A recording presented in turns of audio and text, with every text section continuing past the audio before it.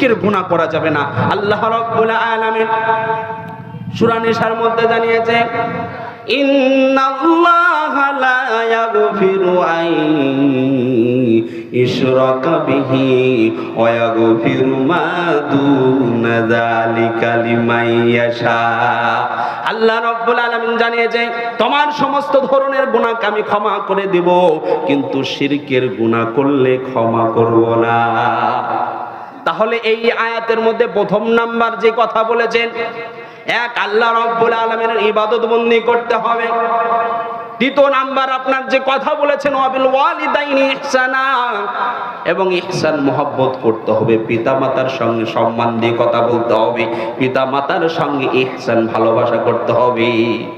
ইহসান মানে পিতামাতার জন্য সব কিছু, টাকা পয়সা থেকে নিয়ে আপনার যা প্রয়োজন পিতামাতার সব কিছু আপনাকে দিয়ে দিতে হবে, বিলিয়ে দিতে হবে তাদের পায়ের তলায়।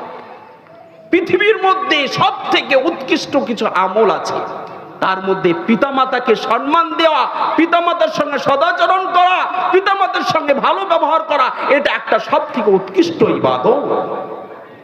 প্রথম ওয়াক্তে নামাজ পড়া, দ্বিতীয় নাম্বার হলো জিহাদ করা, আর এই পিতামাতার সঙ্গে ভালো ব্যবহার করা।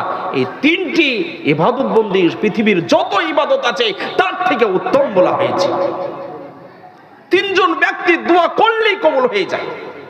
একজন ব্যক্তি মুসাফির ব্যক্তি, দ্বিতীয় নাম্বার হলো রোজাদার ব্যক্তি, তৃতীয় নাম্বার হলো পিতা মাতা যদি আপনার জন্য দোয়া করে দেয়, সেই দোয়া বিফল যায় না, দোয়া করার সঙ্গে সঙ্গে আল্লাহ রাব্বুল আলামিনের আরশ মহল্লায় লাভ করে। সকলে বলে সুবহানাল্লাহ। সম্মানিত উপস্থিতি, পিতামাতা কোন পীর সাহেবের দরবারে দৌড়ে বেড়ান আপনি? কোন পীর সাহেবের দরবারে দৌড়ে বেড়ায়? আপনার বাড়িতে তো বড় পীর বসে আছে, আপনার বাড়িতে তো বড় পীর সাহেবা বসে আছে, আপনি কোথায় ছুটছেন?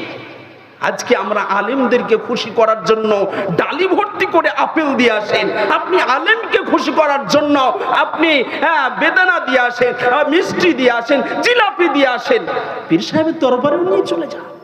আফসোসের বিষয় মুমিন মুসলমান কিন্তু পিতামাতাকে 100 আঙ্গুর কিনে দেয় না, এমন সন্তান আছে কি না? আফসোস। সারা পৃথিবীর বুকে যত পীর সাহেব আছে, যত আলেম আছে, যত হাফেজে কোরআন আছে, সবাই যদি 100 বার কোরআন মাজিদ খতম করে আপনার একটা গিলাসের পানিতে যদি ফু দেয়, আর আপনার মা যদি খালি বিসমিল্লাহ বলে ফু দেয়, ওই সঙ্গে সঙ্গে আপনার জন্য কার্যকর, আপনার মায়ের ওই বিসমিল্লাহ বলে ফু দিয়া পানিটা খেলেই আপনার সব থেকে কাজ হবে। সকল